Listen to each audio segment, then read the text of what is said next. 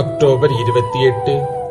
இன்றைய புனிதர்கள் திருத்தூதர்களான புனித சீமோன், புனித யூதா ததேயு. திருத்தூதரான புனித சீமோன், இவர் கானான் ஊரை சேர்ந்தவர்.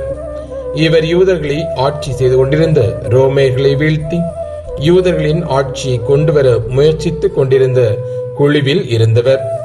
இக்குழுவினர் தீவிரவாதிகள் என்று அழைக்கப்பட்டனர்.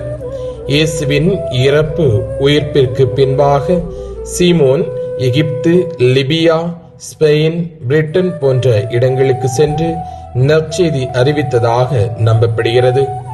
இறுதியில் பெர்ஷியாவுக்கு சென்று நற்செய்தி அறிவித்தவர் சோனீர் என்ற இடத்தில் ரம்பத்தால் உடல் இரண்டாக அறுக்கப்பட்டு மறைசாட்சியாக உயிர் நீத்தார். திருத்தூதர் புனித யூதா ததேயு. இவர் இயேசுவின் நெருங்கிய உறவினர். இவருடைய முகம் இயேசுவின் முகச்சாயலை ஒத்திருந்தது. இவரது பெற்றோர் அல்பேயு மற்றும் மரியா. இயேசுவின் பணிவாழ்வில் அவருக்கு பக்கபலமாக இருந்தவர். வரலாற்று அறிஞர் யூசேபியுஸ் கருத்துப்படி யூதா ததேயு மெசபடோமியா, அர்மேனியா ஆகிய நாடுகளில் நற்செய்தி அறிவித்திருக்கிறார். மெசபடோமியா சென்றவர் கிபி 43 முதல் 60 வரை அங்கு நற்செய்தியை போதித்திருக்கிறார்.